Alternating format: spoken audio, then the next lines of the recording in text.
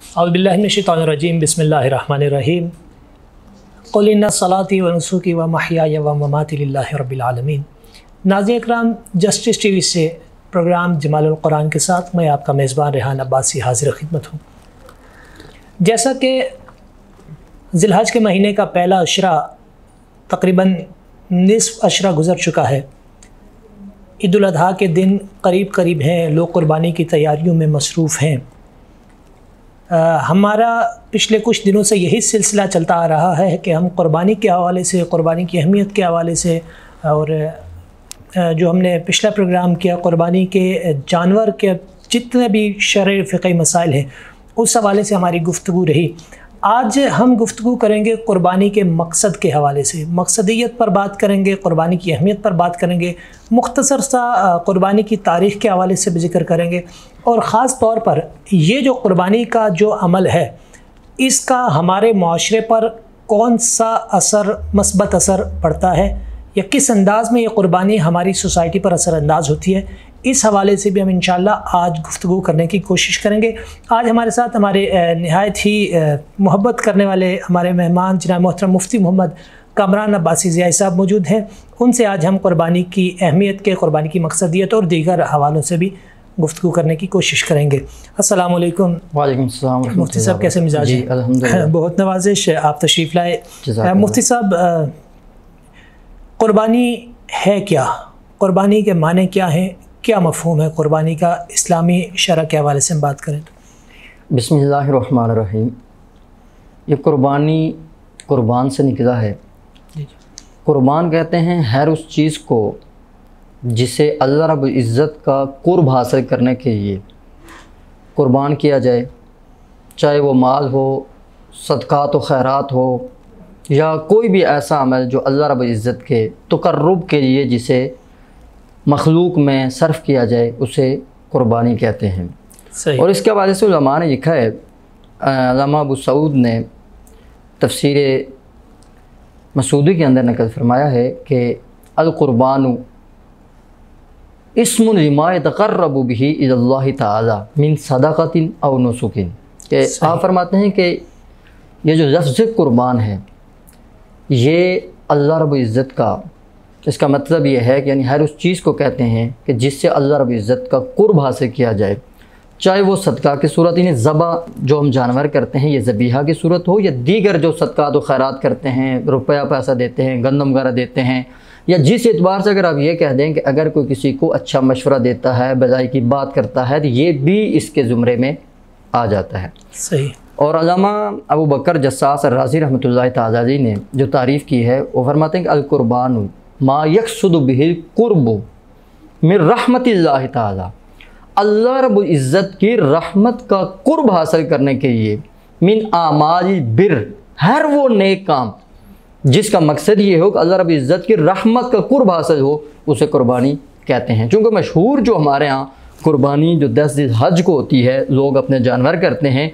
उसको कुर्बानी कहते हैं। लेकिन अगर इसके मानी के एतबार से देखा जाए, मफ़हूम के एतबार का देखा जाए, तो इसका माना मफ़हूम इससे कहीं ज़्यादा वसी है। अच्छा मुफ्ती साहब, मैं अगर इसी बात को बढ़ाऊँ, मैंने कुछ दिन पहले अल्लामा डॉक्टर ज़फ़र इकबाल जलाली साहब से भी यही सवाल अर्ज़ किया था कि मौजूदा दौर में एक बड़ी तेज़ी के साथ ये कैंपेन चल रही है कि यार कुर्बानी का दिन है, कुर्बानी का मकसद यही है कि अल्लाह की राह में कुर्बान करना, तो आप अल्लाह की राह में अपने सदक़ात खैरात कुर्बान कर दें, लाजमी है जानवर को ज़िबा करना। तो उन्होंने भी इसका जवाब दिया था। मैं आपसे भी चाहता हूँ कि तख़सीस के साथ जानवर ही का क्यों कहा गया है? देखें, अल्लाह रब्बुल इज़्ज़त के प्यारे हबीब अलैहिस्सलाम ने फरमाया कि अल्लाह रब्बुल इज़्ज़त को 10 ज़िलहज के दिन जितने भी आमाल हैं, नमाज है, रोज़ा है, सदक़ात व खैरात हैं, सारे आमाल में से सबसे महबूब जो अमल है अल्लाह रब्बुल इज़्ज़त की बारगाह में वो ये है कि कुर्बानी का जानवर ज़बह करना। सही। इसका पस मंज़र ये है कि असल में अल्लाह रब्बुल इज़्ज़त इस कुर्बानी के ज़रिए से एक तो अपने प्यारे खलील हज़रत इब्राहीम अलैहिस्सलाम की जो सुन्नत थी, अपने खलील की सुन्नत के इह्या कराना मकसूद था। बेशक। अगर हम कुर्बानी की तारीख़ पर थोड़ा सा गौर करें तो कुर्बानी की तारीख़ इतनी ही पुरानी है जितनी कि ख़ुद एक इंसान की तारीख़ है। और अल्लाह रब्बुल इज़्ज़त ने फरमाया कि वाली कुल्ली उम्मतिन जालना मनसिकन, कि हमने हर उम्मत के लिए एक न एक कुर्बानी को हमने मुकर्रर फरमाया था। उसका अंदाज़ अपना अपना होता है था, लेकिन देखें अगर सारे अंबिया कराम की कुर्बानी दौर में कुर्बानी का तसलसल रहा, सिलसिला रहा, लेकिन अल्लाह रब्बुल इज़्ज़त को जो सबसे महबूब कुर्बानी लगी वो अपने प्यारे खलील की लगी। बेशक वो ऐसी कुर्बानी थी कि हज़रत इब्राहीम अलैहिस्सलाम ने जिस दिन जिस अंदाज से अपने बेटे को अल्लाह की रज़ा के लिए कुर्ब खुदाबंदी के लिए कुर्बान किया था, अल्लाह रब्बुल इज़्ज़त इस दिन अपने खलील की उस सुन्नत के इह्या के लिए सारे आमाल में से रब ताला को अपने खलील का ये अमल पसंदीदा है। इस वजह से अल्लाह रब्बुल इज़्ज़त हज 10 ज़िलहज को अपने नबी की उम्मत पर इसको जो साहिब हैसियत है उनके लिए वाजिब करार दिया है। सुबह क़यामत तक अपने खलील की सुन्नत को अल्लाह रब्बुल इज़्ज़त बाकी रखना चाहता है। अच्छा, बेहतरीन हो गया। मुफ्ती साहब, दो तरह के मकासद हमारे नज़र के सामने होते हैं क़ुरबानी के। एक तो ये है कि क़ुरबानी के अखलाक़ी तौर पर हम देखें तो क्या मकासद है, और दूसरी चीज़ है कि हम अगर जिस तरह मैंने आगाज़ में तारुफ़ देते हुए अर्ज़ किया था कि माशरती हवाले से हम देखें तो वो क्या मकासद हैं, या फिर क़ुरबानी किस अंदाज़ में हमारी सोसाइटी पर असर अंदाज होती है। ये दोनों चीज़ें आपसे मैं पूछना चाहूँगा। एक चीज़ मैं आपसे ब्रेक से पहले पूछूँगा और दूसरी चीज़ की जानिब हम ब्रेक के बाद जाएंगे। ब्रेक से पहले मैं ये जानना चाहता हूँ कि क़ुरबानी का जो अखलाक़ी मकसद है वो क्या है। देखिए, क़ुरबानी का जो जितना भी पस मंज़र है, जितना भी मकसद है, और जितने भी इस क़ुरबानी के अंदर प्रोसेस से बंदा गुज़रता है, ये हर तरह से ये मकसद से माला माल है। कोई एक अमल ऐसा नहीं है जो बेमकसद हो। सही। अखलाक़ी मकसद जो आपने बयान किया कि जब इस क़ुरबानी को हम क़ुरबानी जानवर ज़बह करते हैं और उसका गोश्त हम लोगों में तकसीम करते हैं, हिस्से बनाते हैं, अज़ीज़ व अक़रबा का अपना हिस्सा होता है, गुरबा मसाकीन मुहताज का अपना हिस्सा है। सही। तो हुज़ूर अलैहिस्सलाम की एक हदीस मुबारक आती है कि मेरे आका ने फरमाया कि तहादु तहाबु, तोहफ़े दो, मोहब्बतें बढ़ाओ। बेशक। जब हम कुर्बानी के इस फ़लसफ़े को देखते हैं कि जब कुर्बानी करने वाला अल्लाह रब्बुल इज़्ज़त को कुर्ब हासिल करने के लिए जानवर ज़बह करता है, जानवर ज़बह करने के बाद उसके 3 हिस्से करता है, एक अपने लिए, अपने बच्चों के लिए, एक अज़ीज़ व अक़रबा के लिए, एक गुरबा मसाकीन के लिए। जब वो एक हिस्सा अपने अज़ीज़ व अक़रबा में देता है तो इसमें सिला रहमी की अहमियत है, सिला रहमी की इफ़ादियत और मकसद उजागर होता है। सही। फिर उनमें आपस में मोहब्बत बढ़ती है, प्यार बढ़ती है। अपने गरीब मुसका मसाकीन मुहताज लोगों को जब वो कुर्बानी के लिए ये गोश्त हदिया करता है, उन तक पहुँचाता है, तो ये मुसलमानों के दरमियान, अहले ईमान के दरमियान अखुवत, मोहब्बत और भाईचारे के रिश्ते को समझ लीजिए एक सर नो उसमें तजदीद की जाती है। सही। इस एतबार से एक अखलाकी तौर पर हमारे माशरे में ये बहुत बड़ा कुर्बानी का ये मकसद है कि आपस में एक दूसरे से मोहब्बत बढ़ती है, प्यार बढ़ता है, एक दूसरे के साथ अखुवत और भाईचारे का एक बड़ा बेहतरीन पैगाम जाता है। बहुत बहुत ज़बरदस्त मुफ्ती साहब। नाज़रीन इकराम, हम इस वक्त एक मुख्तसर से वक्फ़े पर जाएंगे और जब वापस लौटेंगे तो मुफ्ती साहब से हम क़ुरबानी के जो माशरती मकासद हैं या हमारे माशरे पर क़ुरबानी किस तरह असरअंदाज होती है, इस हवाले से भी जानने की कोशिश करेंगे। हमारे साथ रहिएगा। वेलकम बैक नाजरीन। जमालुल कुरान में एक बार फिर खुशामदीद। मुफ्ती मोहम्मद कामरान अब्बासी ज़ियाई साहब हमारे साथ मौजूद हैं। हम आज क़ुरबानी के मकसद के हवाले से गुफ्तगू कर रहे हैं, क़ुरबानी की अहमियत पर बात की, तारीख़ पर थोड़ी बात हुई, और अब हम जो गुफ्तगू कर रहे हैं मुफ्ती साहब से वो है क़ुरबानी का मकसद। मुफ्ती साहब, अखलाकी मकसद की तो बात हो गई कि तालीफ़ क़ल्ब के मामलात भी हैं, फिर मोहब्बत बढ़ानी है, उसके लिए है कि लोगों का आपस में भाईचारा इत्तेहाद कायम होता है, इससे ये बात तो हो गई अखलाकी तौर पर, और किसी न किसी तरह माशरती तौर पर भी ये बात है। अब मैं स्पेसिफ़िकली जानना चाहता हूँ कि माशरती तौर पर, ख़ास तौर पर जो माशरे को मैं लेकर बात करूँगा, तो माशरती तौर पर इसके क्या मकासद है और माशरे पर क़ुरबानी किस अंदाज़ में असरअंदाज हो रही है। क़ुरबानी, जैसा कि इसके मकसद हमने ज़िक्र किए भी हैं कि इसमें अहले ईमान के लिए, माशरे के लिए, कौम के लिए, हर एतबार से आप देखें आपको नफ़ा ही नफ़ा मिलेगा। सही। अगर आप इसको माशी एतबार से देखें तो चूँकि इस्लाम का एक कानून ये है कि जिस अल्लाह रब्बुल इज़्ज़त ने फरमाया कई ला यकून दूलतुम बैनल अग़नियाइ मिनकुम, यहाँ से कि अल्लाह रब्बुल इज़्ज़त की ज़ात और इस्लाम ये चाहता है कि जो इस्लाम में जो दौलत है, जो मायशी तौर पर मायशत है, और ये रकम, ये रुपया पैसा सिर्फ चंद अमीरों के दरमियान ना घूमता रहे, बल्कि इसकी सर्कुलेशन होती रहे, तमाम माशरे में ये घूमता रहे। इस एतबार से उस मुल्क की, उस कौम की मायशत मजबूत होती है। क्योंकि आजकल वैसे भी हमारे यहाँ जिस मुल्क के ताकतवर उसी को समझा जाता है जिसकी मायशत मजबूत होती है। बिल्कुल ऐसा। अगर हम इसको कुर्बानी के तस्वर पर भी देखें तो बड़ा बेहतरीन माशी इसका असर, और हर तरह से आप देखें कि जब हम देखें जो बंदा कुर्बानी के जानवर को पालता है, उसको पालने के बाद वो उसके लिए चारा, देखभाल, जो उसकी खुराक का इस्तेमाल करता है, तो वो कहीं से ख़रीद कर जाता है, तो दुकानदार को नफ़ा है। फिर जब वो बेचता है, उससे एक व्यापारी कसाब जाता है, उसका नफ़ा है। वो जिस गाड़ी पर जाता है उस गाड़ी का नफ़ा है। जिस जगह पर मंडी में जाता है वहाँ पर जितने दिन रहता है, जो लोग उस मंडी का इस्तेमाल करने वाले थे उन ठेकेदारों का नफ़ा है। फिर वहाँ से ख़रीदार जाता है, वहाँ पर जो पानी, चारा, जो भी उसको ज़रूरत पूरी करता है, वहाँ नफ़ा ही नफ़ा है। फिर जब कुर्बानी करने के लिए जो बंदा उसको अपने घर में लाता है, तो ज़ाहिर बात है वो गाड़ी का इस्तेमाल करेगा, गाड़ी पर लेकर आएगा, अपने घर में रखेगा, वहाँ पर चारा करेगा, फिर किसान का नफ़ा है।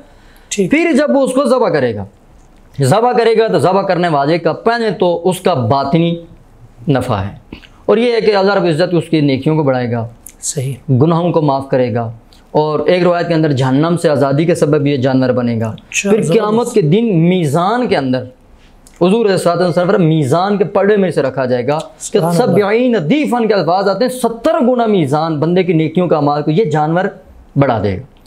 फिर इसको ज़बह करने के लिए जो कसाब आते हैं उसका नफ़ा है। फिर इसका गोश्त कट कर जब पीसीज बनते हैं तो वहाँ पर अपना नफ़ा है, क्योंकि पहले जब लोगों की ज़रूरियात कम होती थी तो आप सल्लल्लाहु अलैहि वसल्लम ने फरमाया कि 3 दिन तक आप रख सकते हो, 3 दिन से ज़्यादा कुर्बानी के गोश्त ज़ख़ीरा करने का हुक्म नहीं था। सही। बाद में आप सल्लल्लाहु अलैहि वसल्लम ने देखा लोग रुपया पैसा, हर बंदा साहिब हैसियत होता जा रहा है, लोगों में गोश्त खाने की अहलियत हो चुकी है, फरमाया अब तुम ज़ख़ीरा भी कर सकते हो। फिर अपना भी फ़ायदा, फिर रिश्तेदारों का फ़ायदा, गरीबों का फ़ायदा। फिर उसके बाद आप देखेंगे कुर्बानी का हम चमड़े की तरफ आते हैं। यही चमड़ा किसी कार खैर में जाता है, मदरसे में जाता है तो उस दीन के तरवीज वशात के लिए फ़ायदा। किसी और कार खैर में जाता है तो वहाँ पर सदका जारिया के एतबार से जो काम हो वहाँ पर तरवीज वशात के काम में फ़ायदा। फिर यही चमड़ा लोग ख़रीदते हैं, व्यापारी ख़रीदते हैं, वो ख़रीदते हैं, ख़रीद कर वो आगे कंपनियों को बेचते हैं, फैक्ट्रीज में जाता है, फैक्ट्रीज में जाकर उसके ये लिबास बनते हैं, जूते बनते हैं, स्वेटरें बनते हैं, फिर वो पूरी दुनिया के अंदर इस्तेमाल होती हैं, लोग उन्हें ख़रीदते हैं। फिर आप ये देखें कि हर एतबार से इसमें नफ़ा ही नफ़ा है हमारे लिए। बातनी नफ़ा जो बंदा करता है उसके हुज़ूर ने फरमाया फतीबू बिहा नफ्सन, कि तुम कुर्बानी करो और कुर्बानी करने के साथ साथ तुम इसके ज़रिए से अपने नफ्स को, अपने बातिन को तुम क्या करो, पाक करो, अच्छा करो। तो इस एतबार से आप देखें बातिन को भी पाक करती है। हुज़ूर ने फरमाया कि सुन्नत तो अभी क्यों इब्राहीम, हज़रत इब्राहीम की सुन्नत भी है। फिर फरमाया बिकुल इशारतिन हसनतुन, हर बाल के बदले में नेकी है। सुभान अल्लाह। फिर आप सल्लल्लाहु अलैहि वसल्लम ने फरमाया कि जब तुम ज़बह करते हो हम गोश्त खाकर ख़त्म कर देते हैं, जानवर चौपाई को अदा गदा करते हैं, फिर चमड़े भी तकसीम कर देते हैं। फरमाया हुज़ूर ने कि क़यामत की आएगा बिकुरूनिहा व शारिहा व अज़लाफ़िहा, ये अपने सींगों पर आएगा, अपने बालों के साथ आएगा और अपने खुरों पर आएगा, और वह आकर क्या करेगा, जिस बंदे ने कुर्बानी की होती है वो उसकी बख्शिश व मग़फ़िरत का सबब बनेगा। सुभान अल्लाह। तो हर एतबार से आप देखें कुर्बानी नाम ही नफ़े का है। सुभान अल्लाह, बहुत ज़बरदस्त। और ताज़ा इकराम, जिस तरह मुफ्ती साहब ने फरमाया कि कुर्बानी अगर हम बुनियादी मकसद की बात करें तो यकीनन रज़ा इलाही का हुसूल तो मकसद है ही है, लेकिन उसके साथ साथ जिस अंदाज़ में मुफ्ती साहब ने बताया कि हम माशरती एतबार से देखें, अखलाकी एतबार से देखें, मुआशी एतबार से देखें, हर हवाले से ये जो कुर्बानी है ये फ़ायदेमंद है, नफ़ा ही देती है। मुफ्ती साहब, ये जो मकासद हैं कुर्बानी के, ये तो हमें समझ आ गई कि ये कुर्बानी के क्या मकासद है और कुर्बानी किस तरह असरअंदाज हो रही है। मैं जानना चाहता हूँ कि ये जो मकासद हैं या कुर्बानी का जो मेन मकसद है, इसको ज़ाया होने से कैसे बचाया जाए। देखिए, कुर्बानी साहिब हैसियत शख्स पर वाजिब होती है। बेशक, जो साहिब हैसियत हो, इस पर एक उलमा ने बड़ा बेहतरीन एक ज़ाब्ता कर, इमाम शाफ़ी का एक कौल आता है, आपने फरमाया कि जो चीज़, और भी उलमा ने इसमें लिखा है, जो चीज़ फ़र्ज़ हो उसका सीखना फ़र्ज़ होता है। सही। जो चीज़ वाजिब हो उसका सीखना वाजिब होता है, जो चीज़ सुन्नत हो उसका सीखना भी सुन्नत होता है। सही। जब हम कुर्बानी के देखें, कुर्बानी वाजिब है, कुर्बानी के मुतल्लिक़ जितने भी मसाइल हैं, जवाज़ अदम जवाज़ के, मकरू नाजायज़ के, बातिल होने के, फासिद होने के जितनी भी चीज़ें हैं, जब तक हर साहिब मुसलमान और साहिब हैसियत शख्स को इन मसाइल पर उबूर हासिल नहीं होगा, तब तक हम कुर्बानी के अहम तरीन इबादत, जिसे अल्लाह रब्बुल इज़्ज़त ने शाइरुल्लाह करार दिया है, और इतनी अहम तरीन इबादत है कि जिसको हुज़ूर अलैहिस्सलाम अपनी ज़िंदगी में आपने की, उम्मत की तरफ से की, और ख़ुद सहाबाए किराम रिदवानुल्लाहि तआला अजमाइन के सामने करके बताया है कि ये कुर्बानी की है, ये जानवर की खुसूसियात हैं और ऐसे क्या की जाए, कुर्बानी की जाए। जब तक हमारे माशरे का हर मुसलमान शख्स जो साहिब हैसियत है, जो कुर्बानी जिस पर वाजिब है, अगर वो कुर्बानी के मसाइल को, इसके मकसद को, इसकी अहमियत को सही तरीके से नहीं जान सकता, तब तक हम कुर्बानी के जो मकसद है इसको ज़ाया होने से हम नहीं बचा सकते। अगर आप चाहते हैं कि मतलब ये बचे, हर साहिब मुसलमान शख्स अच्छे तरीके से इसके मकसद को, अहमियत को मद्देनज़र रखे, तो फिर ख़ुद बहू जब उसके सामने कुर्बानी का मकसद अहम तरीन जब उसके सामने नज़र आएगा, यकीनी बात है कि वो अपने कुर्बानी को ज़ाया नहीं होने देगा।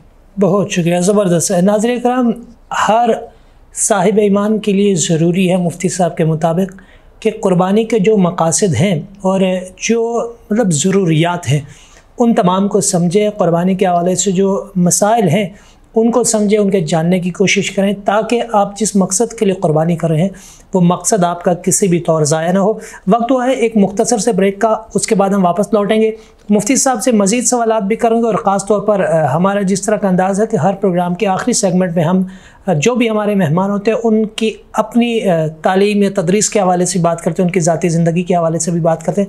मुफ्ती साहब से भी आज हम पूछेंगे कि ये कहाँ पर तदरीस के फ़राइज़ सर अंजाम दे रहे हैं और किस इदारे से वाबस्ता है, इनकी अपनी क्वालिफ़िकेशन क्या है, इस हवाले से भी हम बात करेंगे। हमारे साथ रहिएगा।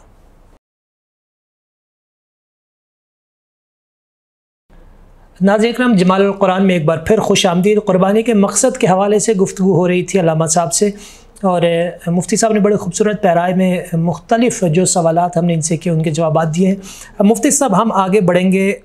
मेरे पास एक चीज़ जहन में है मेरे, और ये बात अब बड़ी तेज़ी से आयां भी होती जा रही है कि हमारी सोसाइटी में अब ऐसा भी होने लगा है कि कुछ लोग इज्तिमाई कुर्बानी जब करते हैं तो वक्त से पहले, यानी जो सुबह का वक्त है उससे पहले ही कुर्बानी कर देते हैं, और कई तो ऐसी भी खबरें आ रही हैं कि लोग रात को कुर्बानी करके सुबह वो गोश्त जो उसके हिस्सेदार होते हैं उन तक पहुंचा देते हैं। मैं इस हवाले से जानना चाहता हूं कि इस हवाले से शरीयत का क्या हुक्म है? देखें, कुर्बानी के एक है वाजिब होने के वक्त, एक है कुर्बानी करने का वक्त। ठीक, कुर्बानी का जो नफ्स वजूब है, जिस बंदे पर कुर्बानी कब वाजिब होगी है, वो 10 ज़ुल्हज्जा की तुलुए सादिक से शुरू होता है वक्त, और जो 12 ज़ुल्हज्जा की गुरूब आफ्ताब तक रहते हैं। और अदायगी के वक्त शहर के लिए ये है कि नमाज ईद के बाद हो। अगर शहर में कहीं पर भी कहीं ईद अदा हो गई है, उसके बाद से अगर कोई कुर्बानी करे, ये क्या है कुर्बानी के अदा करने का, कुर्बानी के जानवर को ज़बह करने का ये क्या वक्त है। ज़ाहिर बात है, जो लोग कुर्बानी के वक्त से पहले कुर्बानी करते हैं तो वो एक तो वक्ती सबब ही नहीं पाया गया। सही। तो जब सबब ही नहीं पाया गया तो उस एतबार से वो कुर्बानी सिरे से ही नहीं हुई है। और इस एतबार से देखा जाए कि यह एक इस्लामी मुल्क है जो लोग कुर्बानियों के लोगों की अहम तरीन इबादत के साथ इतना बड़ा धोखा फ्रॉड करते हैं कि भाई वो रात को कुर्बानियाँ करके, चूँकि सुबह उन्होंने वक्त दिया होता है 10 बजे, 8 बजे, 9 बजे हमने गोश्त देना है, तो एक तो जो लोग कुर्बानी करने वाले उनका मकसद भी कुर्बानी तो ही नहीं है, उनका मकसद ही गोश्त हुआ। चूँकि हमें देखें हुजूर ने सीधा फातिमा ज़हरा सलाम मुजाही को फरमाया था, और तूने क्या करना है कि कुर्बानी करनी है और कुर्बानी के पास तूने खड़ा होना है। सुभान अल्लाह। और इसमें हमारे ये है कि हम कुर्बानी के पास ज़बह नहीं कर सकते, पास खड़े हूँ, जानवर को देखें वो काबिल है नहीं काबिल है।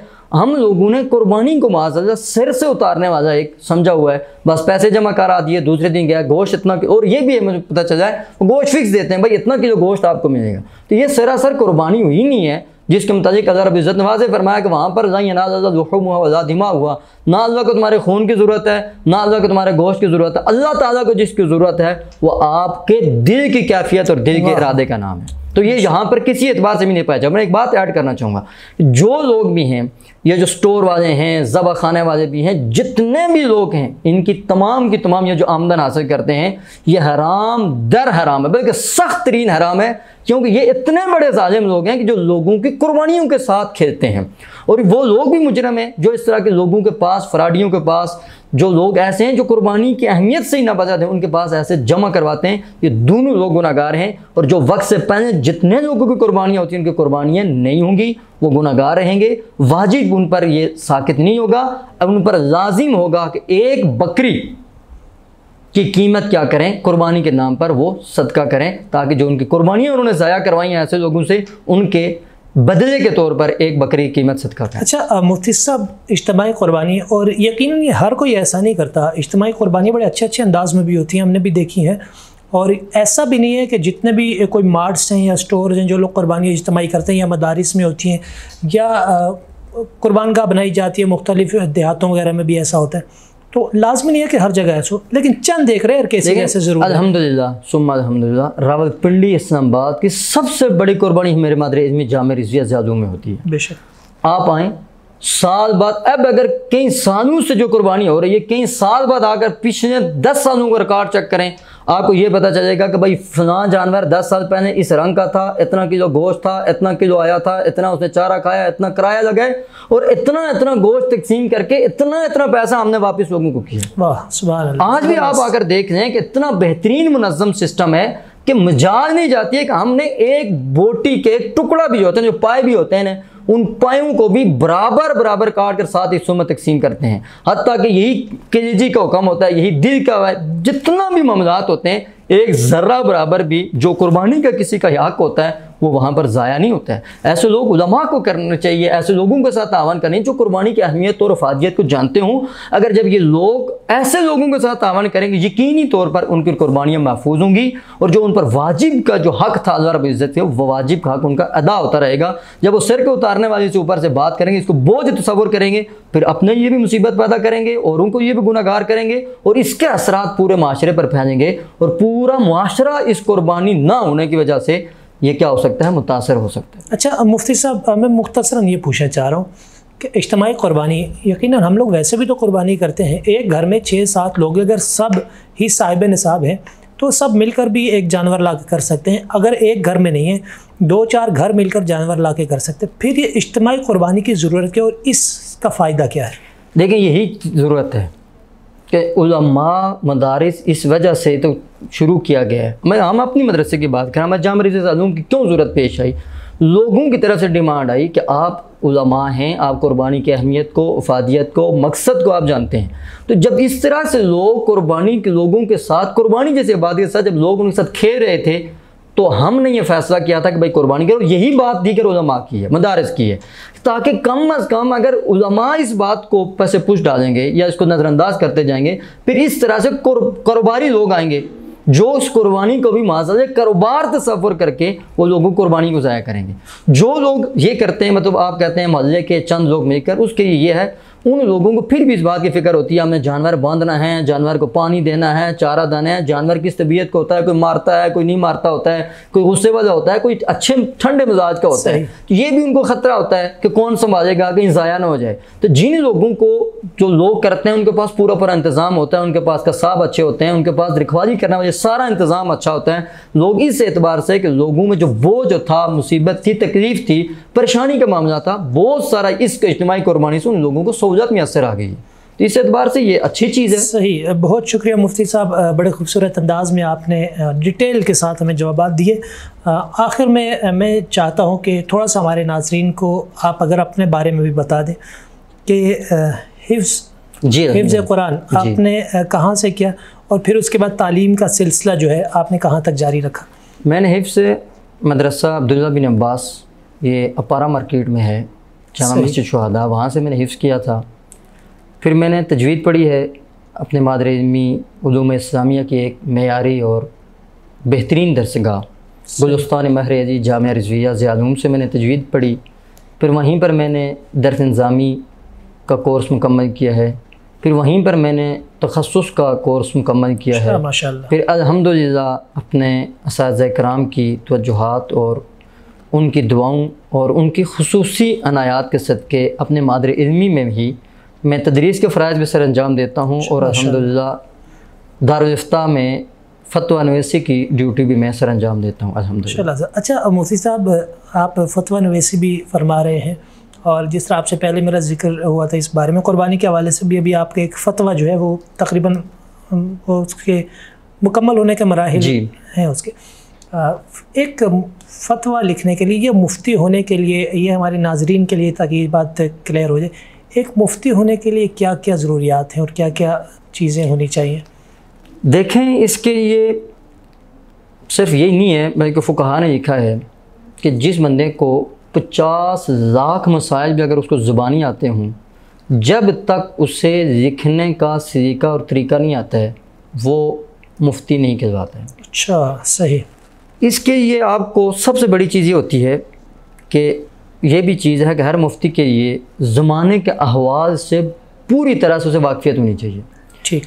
जिस तरीके से ना आजकल हमारे माशरे में एक बंदा खरबूजा ख़रीदता है या आम ख़रीदता है और 10 रेडियों में जाकर वो सूंघ कर चक करके ख़रीदता है ना, आजकल हमारे माशरे में ऐसे ही साइल बने हुए हैं कि वो 10 दारुल इफ्ता में घूमते हैं और वहाँ से जाकर जिस जगह से उन्हें अपनी मर्ज़ी का फतवा ना मिले तब तक वो अपना ये जो सफ़र होता है वो ख़त्म नहीं करते हैं ताकि हमें अपनी मर्ज़ी का। तो ऐसे दौर में मैं जो समझता हूँ कि एज ए मुफ्ती के लिए सबसे पहले साइल के मसले के पस मंज़र को और उस साइल की नफ्सियात को जानना बहुत ज़रूरी होता है कि भाई साइल आया है और साइल जो पूछना चाहता है। एक तो शहरी मसला आजकल जितने भी आते हैं वो कहते हैं मैं वहाँ पर भी गया, वहाँ पर भी गया, वहाँ पर भी गया, दूसरी जगह पर भी गया, तीसरी जगह पर गया, चौथी जगह पर आकर वो क्या करना चाहता है। तो सीधी सी बात है, उसका मकसद जब तक उसकी नहीं समझ आएगा कि भाई ये चाहता क्या है और इसके पीछे जो चीज़ लेकर आया है माइंड उसका क्या है, तब तक मैं समझता हूँ हर मुफ्ती के आज के दौर में साइल की नफ्सियात और उसका माइंड और उसकी जो ज़रूरत तो है उसको समझना हर मुफ्ती के लिए इंतहाई लाजमी और ज़रूरी है। अगर नहीं करेंगे तो बहुत सारे ऐसे मसाइल आते भी हैं कि जिनकी वजह से बहुत सारी परेशानी का सामना करना पड़ता है और उसके असरात माशरे पर ऐसे मनफी पड़ते हैं कि अज़मानु व हफीज़। अच्छा मुफ्ती साहब, जिस तरह मैंने आपसे पूछा आपकी तालीम के बारे में, फिर आपने बताया कि मतलब जब जैसे आपका दरस निज़ाम हुआ, फिर मुफ्ती और फिर दारुल इफ्ता के अंदर फतवा नवीसी, उसके अलावा तदरीस का शोबा भी आपके पास है। इसके अलावा ज़िंदगी में क्या मशागिल है, क्या चल रहा है? बाजी ज़िंदगी मतलब गैर नसाबी सरगर्मियों की बात करूं, अगर इस चीज़ से गैर नसाबी हमें जितना फुर्सत मिलती है कि हफ्ते में एक दिन तो क्रिकेट ही खेलते हैं। अच्छा, यही दौरान तलबी से एक शौक़ रहा है और अब भी मैं कहता हूँ कि ये शौक़ है मेरा, एक क्रिकेट का ही है। बाकी किसी किस्म कोई शौक़ ऐसा नहीं है। जब फुर्सत मिले, कोई वक्त मिले, कहीं छुट्टी हो, हम दोस्त अहबाब मिलकर क्रिकेट खेल लेते हैं। और वो भी इसलिए कभी ये नहीं है कि हार जीत के लिए, क्योंकि हमारा काम है अक्सर बैठना। मैंने आपके बारे में सुना है कि बड़े अच्छे फास्ट बॉलर हैं आप, हकीकत है? बस मैं नहीं हूँ, बस कभी कभी मुझसे बॉलिंग हो जाती है, आप यूँ समझ लीजिए, कभी कर देता हूँ। सारी है तो मकसद ये है कि हमारा काम बैठने का होता है। और आप देखें रेहान भाई कि आज के हमारे माशरे में हर दूसरा बंदा शुगर का मरीज़ है, BP का मरीज़ है, कोलेस्ट्रॉल का मरीज़ है, तरह तरह की मर्ज़ बीमारियों में लोग मुब्तला हैं। हम इस नज़रिए से कि एक तो यह है कि हम हफ्ते बाद खेलें, अपना जो पढ़ना पढ़ाने का जो सिलसिला है ज़हनी एतबार से हम क्या हो जाएं, फ़्रेश हो जाएं, फिर जिस्मानी एतबार से भी हम अपने आप को फ़िटनेस में रखें, फ़िट रखें। कहीं पर ऐसा ना हो कि हम बैठ कर कहीं जो आज हर बंदा बीमारियों में मुब्तला हो गया, कहीं आप भी उस बीमारियों में मुब्तला तो नहीं हो जाते। इस एतबार से सिर्फ फ्रेशमेंट के लिए अपना वक्त, दूसरा जो हमारा माशरा दूसरों को, बच्चों को भी ये पैगाम देते हैं कि हमारी नौजवान नस्ल सोशल मीडिया, मोबाइल में, इंटरनेट में दुनिया में गर्क हो चुकी है। उनको भी हम पकड़ के अपने तजुर्बा को क्रिकेट की तरफ जाते हैं ताकि ये खेलें, हरकत करें, जिस्म इनका हरकत करे। इस वजह से जिस्मानी एतबार से ये मजबूत होंगे, ज़हनी एतबार से क्या होंगे, फ़्रेश होंगे। और ये इंटरनेट और मोबाइल की लानत से बचकर इनका तवज्जो जो है कमा हक वो पढ़ाई की तरफ, अपने मुस्तक़बिल की तरफ, फ़राग़त के लम्हात, कोई भी फ़िज़िकल एक्टिविटी ज़रूर होनी चाहिए। मैं बिल्कुल, बहुत शुक्रिया। वैसे लोग कहते नहीं है कि ये देखो मौलवी साहब उधर फतवे दे रहे होते, इधर आके ग्राउंड में खेल रहे होते हैं। ये भाई अल्हम्दुलिल्लाह हमारे जितने भी लोग हमारे साथ खेलते हैं, हम अच्छे अच्छे टीमों के साथ, हमने क्लब वालों के साथ भी खेला है। वो बतौर फ़ख्र करते हैं कि भाई हमें फ़ख्र है कि हम आप जैसे लोगों के साथ हमारे साथ खेलते हैं। और सबसे बड़ी बात है, उनको हैरत इस बात की होती है कि वो यही समझ होते हैं कि बस ये लोग सिर्फ दस्तार से जाकर, जुब्बा से जाकर, ये दाढ़ी रखकर ये बस ये मस्जिद में ही रहते हैं। लेकिन जब वो हमारे बच्चों की कारकर्दगी देखते हैं, जो हफ्ते बाद बाल उठाते हैं, बैट उठाते हैं, वो दिन में आधा दिन खेलते रहते हैं, लेकिन जब हमारे बच्चों को फिटनेस देखते हैं, उनका लगन देखते हैं, उनका जज्बा देखते हैं और उनको लड़ने का जो मैच के साथ लड़ने का जो उनके अंदर जज्बा हिम्मत पाई जाती है, वो देखकर हर टीम ये कहती है